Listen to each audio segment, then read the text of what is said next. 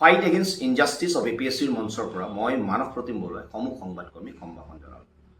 অসম চৰকাৰৰ প্ৰায় 30টা বিভাগত চাহ জনগোষ্ঠীৰ বাবে সংৰক্ষিত প্ৰায় 108টা পদত বহিৰাগত পাৰ্টি নিযুক্তি পোৱাৰ যি ভয়ংকৰ খবৰ আহিছে, যিধৰণে জালিয়াতিৰে একাংশ বহিৰাগত পাৰ্টি নিযুক্তি হোৱাৰ খবৰ আহিছে, এই খবৰে কিন্তু এই নিকা আৰু স্বচ্ছ নিযুক্তিৰ কথা কৈ থকা চৰকাৰখনৰ কিন্তু যি ফুপুলা স্বৰূপটো উদঙাই দিছে।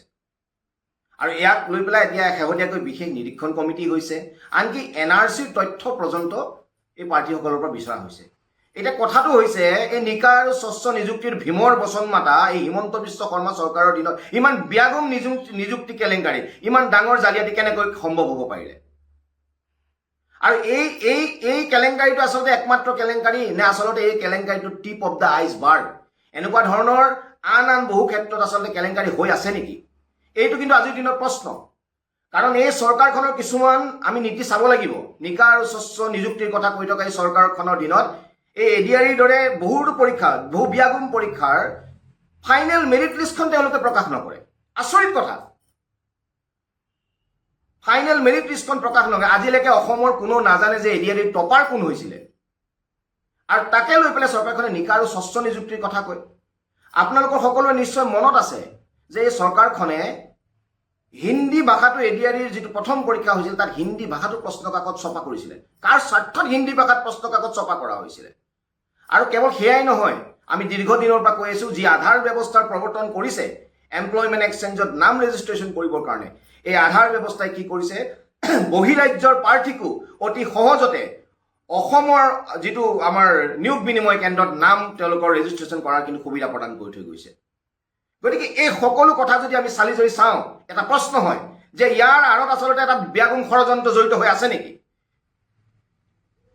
কেৱল এই ADRE নহয়, অসম লোকসেৱা আয়োগৰ ক্ষেত্ৰতো আমি শেহতীয়াকৈ দেখিলো সংৰক্ষণৰ খেলিমেলিৰ বাবে APSC এখন তালিকা বাতিল কৰিবলগীয়া হৈছিলে। আনকি যিখন তালিকা এতিয়া আছে সেই তালিকাটো আমি দেখিছো যাদৱ উপাধিৰ এজন প্ৰাৰ্থীয়ে OBC কোটাত তেখেতে বাছনিভুক্ত হৈছে। সেইজন যাদৱ প্ৰকৃততে কেনেকুৱা যাদৱ, এইটো এটা ডাঙৰ প্ৰশ্ন। কিন্তু আৰু আন বহু নাম আহিছে ST কোটাত, সেইসকলে বহুতে পাইছে, যিবিলাকৰ লৈ পেলাই কিন্তু এটা সন্দেহৰ থল আছে।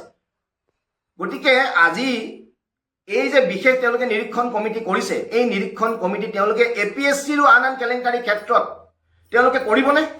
কাৰণ এই চৰকাৰখন আহোঁতে যিটো ব্যাগম EWS কেলেংকাৰী হৈছিলে, কি হৈছিলে? অৰ্থনৈতিকভাৱে পিছপৰা শ্ৰেণীৰ একাংশ পাৰ্টীয়ে ভুৱাভাৱে তেওঁলোকে অৰ্থনৈতিক পিছপৰা শ্ৰেণীৰ তেওঁলোকে চাৰ্টিফিকেট উলিয়াইছিলে আৰু তেওঁলোকে বাছনিভুক্ত হৈছিল। তদুপৰি অৰ্থনৈতিকভাৱে পিছপৰা শ্ৰেণীৰ যিটো মুঠ চিট আছিলে 33খনৰ জেগাত তেওঁলোকে 43খন চিটত তেওঁলোকে APSC নিযুক্তি দিছিলে। ইমান এটা ডাঙৰ এটা আচলতে সাংবিধানিক আচলতে এটা কেলেংকাৰী, এই কেলেংকাৰীখনক কিন্তু স্বয়ং মুখ্যমন্ত্ৰীজনক, স্বয়ং চিফ ছেক্ৰেটাৰীজনক কিন্তু তেওঁলোকক কিন্তু কমপ্লেইন দিয়াৰ পিছতো কিন্তু তেওঁলোকে কিন্তু সেইটো গাপ দি থৈ দিলে।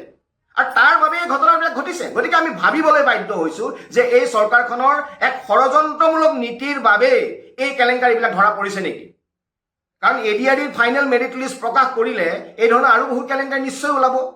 তাৰ কাৰণেই তেওঁলোকে চাগে এই নিযুক্তিৰ যিখন ফাইনেল মেৰিট লিষ্ট তেওঁলোকে প্ৰকাশ নকৰে। বহিৰাজ্যৰ পাৰ্টীয়ে অসমৰ আধাৰ ব্যৱস্থাৰ সুযোগ লৈ অসমত নাম ভৰ্তি কৰি চাকৰি পোৱাৰো হয়তো উদাহৰণ আমি তথ্য পাতি আমি পাব পাৰিম। RTI কৰিলেও তেওঁলোকে আনকি আজিলৈকে এই ফাইনেল মেৰিট লিষ্টখন দিব নোৱাৰে। ইয়াৰ কাৰণসমূহ কি?